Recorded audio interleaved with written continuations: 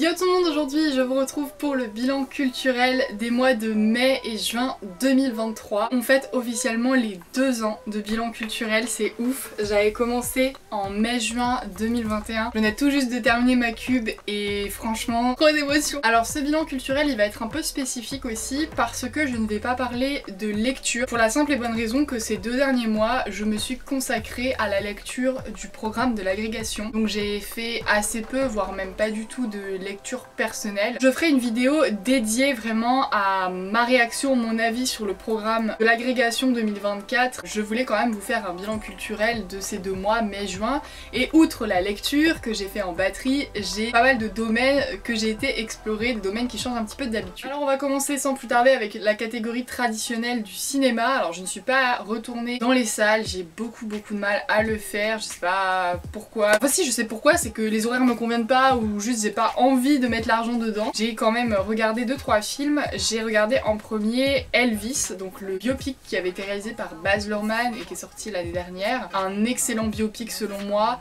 très farfelu, très à la Baz Luhrmann, dans une esthétique toujours que j'adore. Vraiment Baz Luhrmann, j'ai adoré Roméo plus Juliette, j'ai adoré Gatsby le Magnifique. On plonge vraiment dans l'histoire d'Elvis. C'est vraiment la rockstar, la folie. On découvre ce que c'est que d'être une rockstar. Beaucoup de musique, bons acteurs et beaux acteurs. J'aime beaucoup Austin Butler dans le rôle titre. Il est vraiment bon et vraiment, mais quelle ressemblance incroyable avec Elvis. Le gars d'origine est blond et ils ont réussi à faire un Elvis. Franchement, c'est vraiment pas mal du tout. Donc je vous conseille ce biopic. Dans un tout autre registre, j'ai vu le fameux Astérix et Obélix, l'Empire du Milieu, donc le dernier Astérix et Obélix. Ce film, je pense qu'on l'attendait tous en tant que bons français et en fait, suite aux critiques, mais vraiment absolument immondes que j'ai entendues lorsqu'il est sorti au mois de février, je me suis dit je vais pas gaspiller 12 € pour aller au cinéma voir ça. Ce qui fait que j'ai attendu quelques mois et là récemment je l'ai vu. Pour moi honnêtement il ne méritait pas des critiques aussi nazes, mais on est quand même loin du Astérix Mission Cléopâtre. J'ai trouvé que ça sentait le réchauffé effectivement, mais j'ai pas trouvé que les acteurs étaient mauvais, mis à part la fille qui joue la princesse Fouilly. Ça sentait le réciter. Les acteurs étaient plutôt bons, plutôt touchants, beaucoup d'humour, j'ai rigolé pas mal moi. Même si les blagues ça sentait le Alain Chabat réchauffé qui est au frigo depuis 20 ans. Je sais pas, moi ça m'a fait rire, alors peut-être que j'étais dans une bonne période aussi, mais pour moi c'est loin d'être le pire Astérix et ça mérite pas autant d'horribles critiques. Bon après, pour le budget qu'ils ont eu, c'est vrai qu'on s'attendait quand même à mieux parce qu'il se passe pas grand chose quand même dans ce film et il y a peu de réflexion. Ensuite passer à la catégorie des séries, et les séries j'ai découvert une série absolument géniale, une série télévisée française, il s'agit du Bazar de la Charité, qui s'appuie sur un fait réel. C'est un incendie qui intervient au Bazar de la Charité, donc à Paris, dans le Paris fin 19e. J'adore tout ce qui se passe dans le passé, donc les films, les séries historiques, et le 19e j'adore ça. Ce que j'ai beaucoup aimé dans cette série, c'est que l'intrigue est vraiment super bien ficelée. Il y a plein de personnages qui gravitent autour de cette histoire mais qui en même temps ont un lien les uns les autres. Il y a aussi une réflexion sur ce que c'est que la morale, sur ce que c'est que l'amour, sur ce que c'est que l'amitié et la famille. J'ai trouvé que c'était pas du tout niais, que c'était bien joué pour la plupart des rôles. Beaux costumes, beaux décors, une série française qui franchement envoie. Bonne série historique, je vous la conseille vivement. On va passer à la catégorie YouTube. Je voulais d'abord vous parler d'une chaîne que j'ai découverte il y a pas très longtemps. C'est la chaîne de Maureen. Alors Maureen, elle prépare, cette année elle a préparé l'agrégation de lettres classiques, une ligne éditoriale dans sa chaîne qui ressemble beaucoup à la mienne, mais la mienne c'est version CAPES. Elle parle aussi beaucoup de littérature et vraiment si vous aimez ma chaîne, vous allez aimer la sienne. C'est pour ça que je vous conseille sa chaîne vraiment. Beaucoup de conseils lecture, des conseils aussi pour ceux qui font des lettres classiques, pour le latin, pour le grec.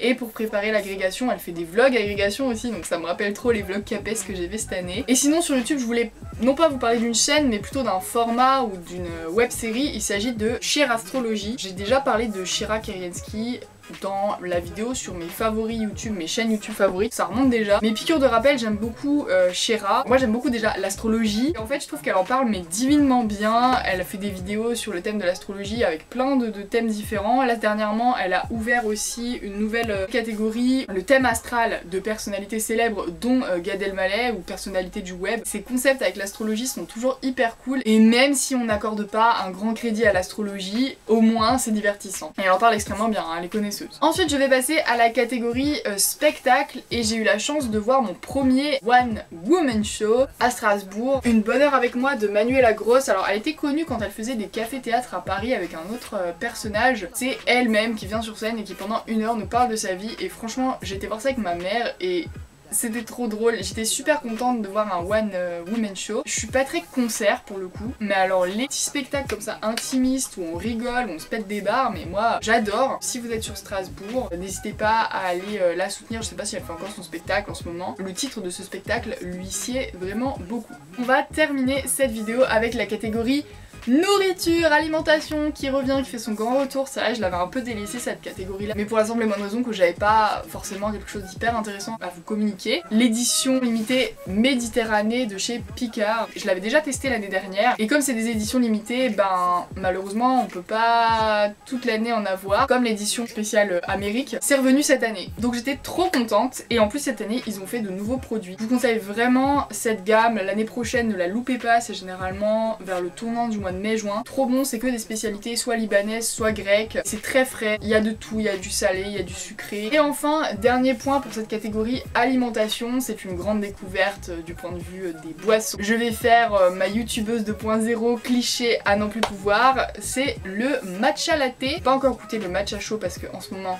il fait trop chaud. Alors oui, je sais, ça me fait on ne peut plus cliché, c'est comme les youtubeuses avec leur délire de bougies, mais en soi c'est justifié parce que le matcha c'est juste trop bon. Je traîne beaucoup sur YouTube donc forcément je connaissais le délire et je me suis dit mais qu'est-ce qu'elles ont avec leur poudre verte là, on dirait de la drogue, elles se droguent au matcha. Puis je me suis un peu renseignée, j'ai vu les bienfaits du matcha et je me suis dit en vrai, tu devrais tester. Un jour, je vais donc dans un café, c'est très rare hein, que je sorte, et dans ce café, ils faisaient matcha latte mais frais, et je me suis dit mais bingo, c'est l'occasion de tester. Et alors, le premier matcha, c'est la révélation. C'est soit t'aimes pas, c'est clivant, et c'était juste délicieux, c'était frais, c'était mousseux, ça avait ce petit goût d'herbe, mais en vrai c'est trop bon. Je me suis dit mais c'est pas possible, il faut que j'essaye de reproduire ça chez moi. Donc résultat, j'ai acheté des petites dosettes de matcha dans un magasin discount en Allemagne. Après j'ai acheté, alors ça j'en ai tout le temps dans mon frigo parce que j'adore du lait végétal. Je me suis acheté aussi le petit mousseur à lait pour mélanger tout ça parce que sinon le matcha ne se mélange pas et c'est pas terrible. Et je m'en fais depuis quelques jours et franchement je trouve ça divin. Testez, franchement testez parce que soit vous aimerez pas du tout,